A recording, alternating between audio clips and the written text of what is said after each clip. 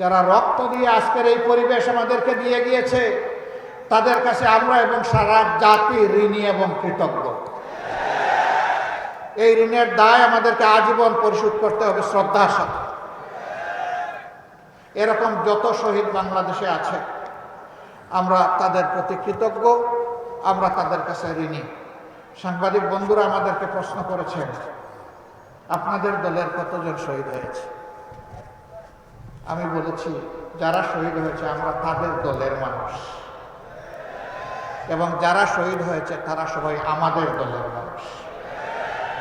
আমরা জামাতে ইসলামী হিসাবে আমাদের দল নয়, আমরা মানব জাতি হিসাবে আমাদের দল এবং মানবতাবাদী হিসাবে আমাদের দল।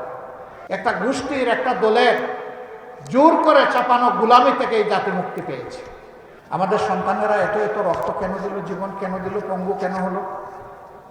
তারা চেয়েছে সমাজ থেকে সব ধরনের দুঃশাসন এবং দুর্নীতির কবর রচনা হোক। 5 তারিখের পরে রাজশাহী, যেটাকে এডুকেশন ভিলেজ বলা হয়, শিক্ষার গ্রাম, অসংখ্য শিক্ষা প্রতিষ্ঠান আলহামদুলিল্লাহ এখানে আছে। এটা আল্লাহর এক নিয়ামত।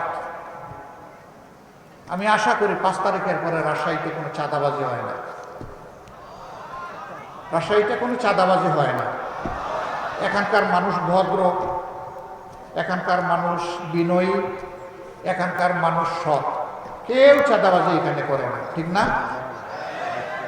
এখানেও চাঁদাবাজি হয়, এখানেও ফুটপাত দখল হয়, হাট বাজার, বালুমহাল, জলমহাল, বিভিন্ন যানবাহনের স্ট্যান্ড, সবগুলাতে দখলদারি হয়। তাহলে আমাদের এই শহীদদের রক্তের প্রতি এইটাকে ভালোবাসা, এটাকে সম্মান। এই কাজ যারা করেন বিনয়ের সাথে তাদেরকে অনুরোধ করে এই কাজটা ছেড়ে দেন। অফিস আদালতে যারা ঘুষ বাণিজ্য করেন, আবার মামলা বাণিজ্য অনেকে করেন, তাদের প্রতি আমাদের আন্তরিক অনুরোধ, ভাই কাজগুলা করিয়ে না। আমাদের শহীদদের আত্মা কষ্ট পাবে। আর আমাদের জীবন্ত সন্তানেরা যারা শহীদ হওয়ার নিয়ত করে ঘর থেকে বের হয়ে রাস্তায় সেদিন লাখো লাখো সন্তান, কোটি কোটি সন্তান নেমেছিল, তারা অন্তরে বড় কষ্ট পাবে। তাদেরকে কষ্ট দেবেন না মেহেরবানি। তবে যদি আমাদের এই বিনয়ী অনুরোধ কেউ না মানে, তাহলে তাদের জেনে রাখা উচিত যুদ্ধ আমাদের শেষ হয়নি। আমাদের সন্তানেরা স্লোগান দিচ্ছে এখনো, আবু সাইদ মুগ্ধ, শেষ হয়নি যুদ্ধ।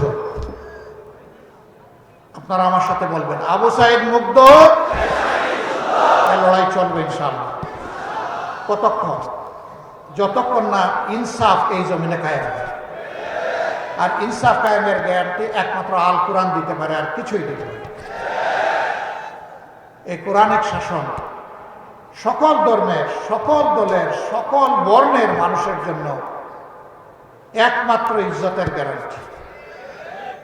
এই কোরআনের শাসন কায়েমের মধ্য দিয়ে একটা মানবিক বাংলাদেশ আমরা করতে চাই। দুর্নীতি এবং দুঃশাসন মুক্ত বাংলাদেশ করতে চাই।